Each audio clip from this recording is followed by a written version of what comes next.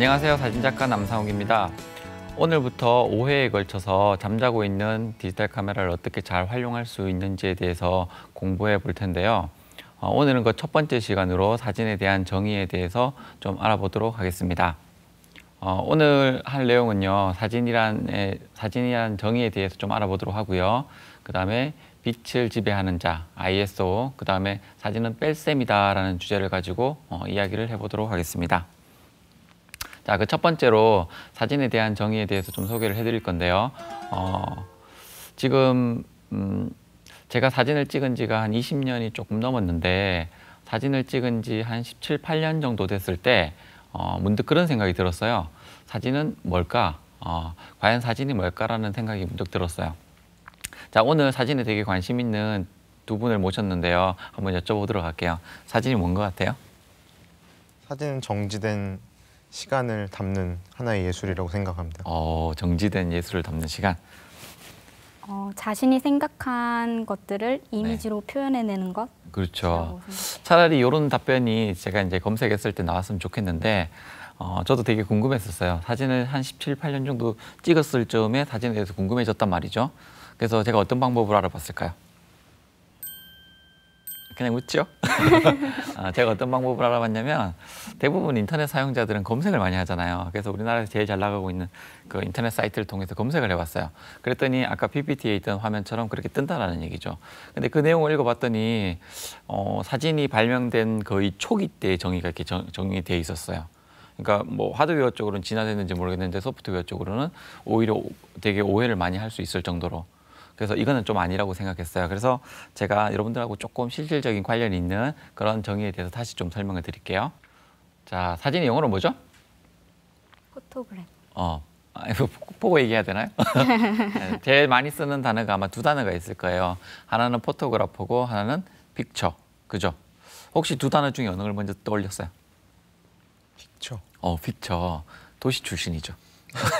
네, 보통 포토그래퍼라는 단어를 먼저 떠올리시는 분들은 시골 출신들이 많은데 자, 오늘 소개해드릴 단어가 바로 포토그래퍼라는 단어입니다. 그 단어는 원래 히라보에서 어원이 비롯됐거든요.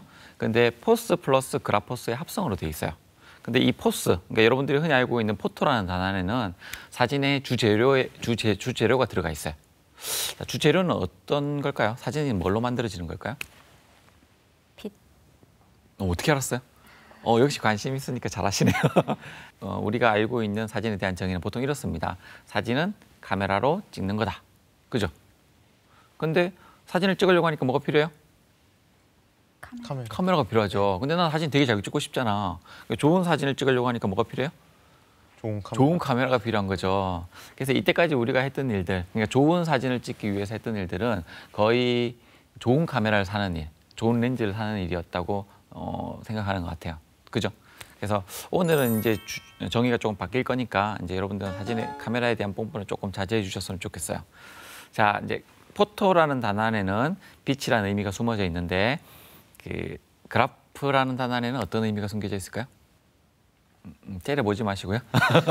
자, 그래프라는 단어 안에는 그 그리다라는 의미가 숨겨져 있어요. 그리다라는 의미가 숨겨져 있는데 이거 합치면 뭐가 되죠? 빛으로 그리다. 빛으로 그리다. 그래서 빛으로 그린 그림이라고 보통 의역을 많이 합니다. 그래서 사진은 카메라로 찍는 게 맞긴 하지만 조금 더 이제 정확한 의미로 따져본다 그러면 사진은 빛으로 그린 그림이다. 이렇게 생각하시면 돼요. 근데 문제는 안 와닿아요. 그죠? 와닿지가 않는 얘기지. 자, 그래서 그거는 제가 그림에 비유해서 좀 설명을 드릴게요. 자, 예를 들어서 우리가 그림을 많이 그려봤잖아. 그림 그릴 때 뭐가 필요해요? 연필. 자, 일단 그릴 때가 필요하겠죠. 그릴 때 뭐? 어디다 그려요? 종이. 네. 뭐 보통 도화지, 스케치북에다 그림 그리잖아요. 도구가 필요하죠. 도구 뭐? 연필? 네. 보통 붓이 필요하잖아요. 붓도 필요하지만은 또 재료가 있어야 되잖아. 그 재료는? 물감이 있어야 되죠. 그래서 보통 그림을 그릴 때는 도화지에다가 붓을 가지고 물감을 찍어서 그림을 그립니다. 그걸 그대로 사진에다 대입을 해보도록 할게요. 일단 그 도화지와 필름이 똑같고요. 그 다음에 그 붓과 카메라가 똑같고요. 그 다음에 마지막에 물감과 빛이 똑같다고 그렇게 위치를 잡으시면 될 것 같아요. 그래서 그냥 개개인별로 여러분들이 생각하면 조금 인지하기가 힘들잖아요. 그래서 그림에다 이렇게 대입을 해본 거예요. 자, 그러면 여러분들 사진을 찍을 때 이렇게 빛의 위치가 굉장히 생각보다 중요했어요. 그러면 사진을 찍을 때 포토그래퍼가 아니면 사진을 잘 찍는 사람이 하는 제일 첫 번째 임무가 뭘까요? 네, 첫 번째 임무는 빛을 확보하는 일이겠죠. 그죠? 자, 그걸 좀 쉽게 우리가 할 수 있는 방법이 한 가지 있는데요. 여러분들 카메라에 보면 ISO라고 되어 있는 부분이 있습니다.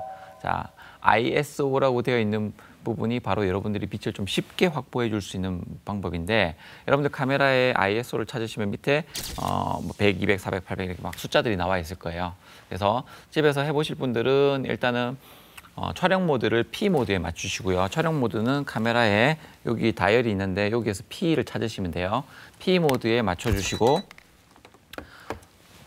숫자 100, 200, 400, 800, 1600 이런 식으로 쭉 찍어보세요. 그래서 찍은 결과를 한번 확인해 보시면 실제로 밝기의 변화는 거의 없을 겁니다. 거의 뭐 별로 차이가 없을 거고요.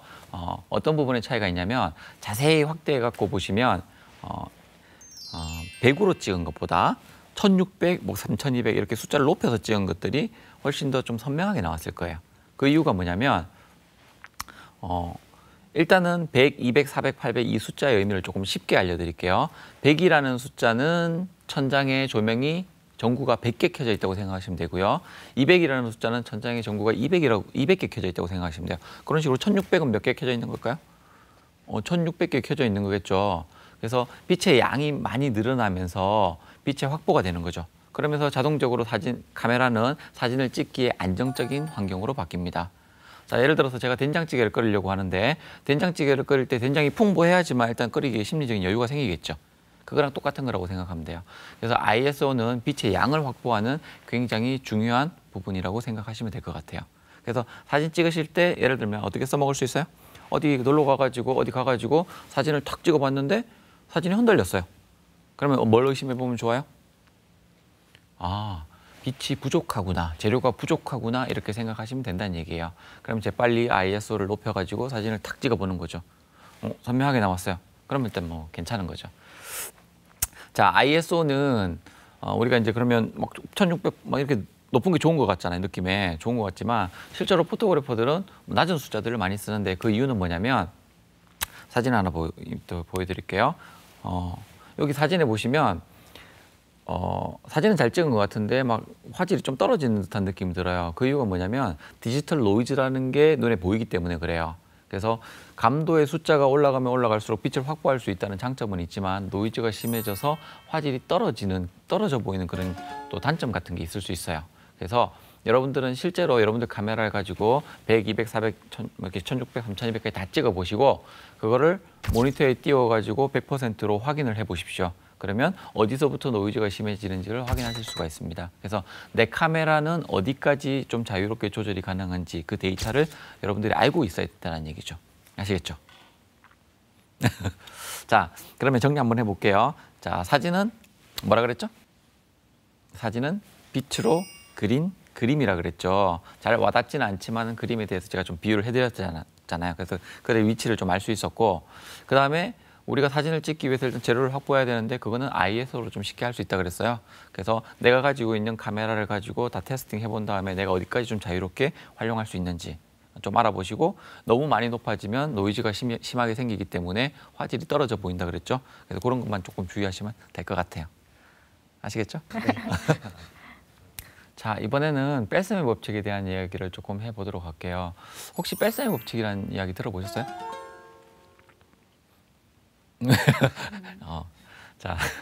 자, 되게 많은 사진 작가분들이요, 사진은 뺄셈이다라고 얘기를 했었는데 실제로 이제 프레임을 구성하는 거랑 조금 관련이 있어요. 그래서 여기 지금 사진이 있으니까 사진 한번 보도록 해요. 자, 사진에 보면 지금 빨간색 이게 벽이 이렇게 나와 있는데 뭐 좀 이상한 게 하나 있죠. 빼버리고 싶은 게 하나 있지 않아요? 뭐가 있어요? 사람 머리가 저기 좀 이상하죠. 자, 그래서 요 사진을 처음에 한 장 찍었어요. 저는 이 빨간색 벽이 되게 인상적이어서 찍었는데 찍는 순간에 머리가 푹 들어왔다는 얘기죠. 뭐 이게 더 마음에 들 수도 있긴 하겠지만 제가 처음에 의도한 게 아니었기 때문에 저는 조금 있다가 사진을 한 장 더 찍었습니다. 자, 다시 볼게요. 어때요? 자, 앞에 있는 사진 머리가 들어와 있는 부분 그냥 그대로 가면 문제가 되겠죠. 그러면 요거를 뺀 상태로 이제 사진을 다시 한 장 찍는 거죠. 자, 다음 사진 한번 볼게요. 자, 되게 이렇게 예쁜 잔디밭 사진을 찍었는데 여기에서 불필요한 요소, 좀 빠져줬으면 하는 부분이 어느 거예요? 뭐가 없었으면 좋겠어요? 다 마음에 들어요? 그냥 봐도 이뻐요? 자, 자세히 보시면 상단 부분에 약간 뭐가 이렇게 나와져 있죠. 그래서 그 부분을 이렇게 잘라서 담으시면 요거를 이제 편집해서 그렇게 하실 수도 있고 촬영할 때 확인하셨다 그러면 확인하고 나서 빼면 되겠죠. 자, 하나 더 보여드릴게요. 자, 되게 예쁜 강아지를 제가 바닷가에서 만났어요. 바닷가에 있는 이렇게 세면 바닥에서 만났는데 자, 여기서 좀 빠져줬으면 하는 부분 뭐가 있을까요? 뭘 좀 뺐으면 좋겠어요? 발 옆에 있는 부분. 발 옆에 있는 파란색 점? 네. 저하고 좀 생각이 다르네요.